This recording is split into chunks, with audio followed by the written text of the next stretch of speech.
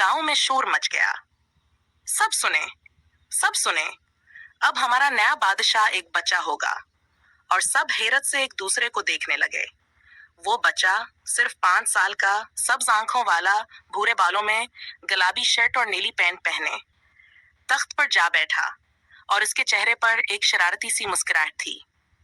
पहला हुक्म आया, आज से हर रोज सबको मुफ्त आइसक्रीम मिलेगी। बच्चों ने शोर मचा दिया, वाह बादशाह सलामत। फिर दूसरा हुक्म सुनाया, अब स्कूल में सिर्फ खेल होगा, होमवर्क खत्म।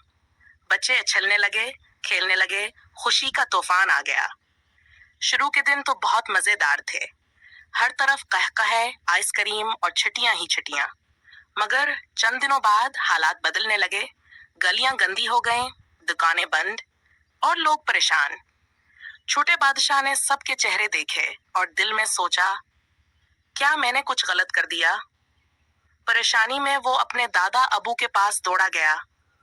दादा जान, मुझे बादशाही समझ नहीं आ रही। दादा अबू ने मुस्कुरा कर कहा, बेटा, बादशाही मजे का नहीं, जिम्मेदारी का काम है। बादशाह वो होता है जो सबका ख्याल रखे।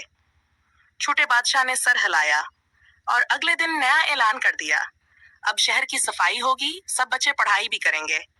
चंद दिनों में गांव फिर से चमकने लगा। लोग खुश, बाजार आबाद, बच्चे भी खुश। सबने कहा, हमारा बादशाह अब समझदार हो गया है।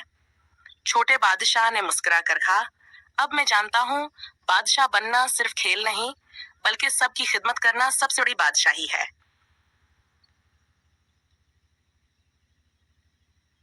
ताकत के साथ जिम्मेदारी आती है।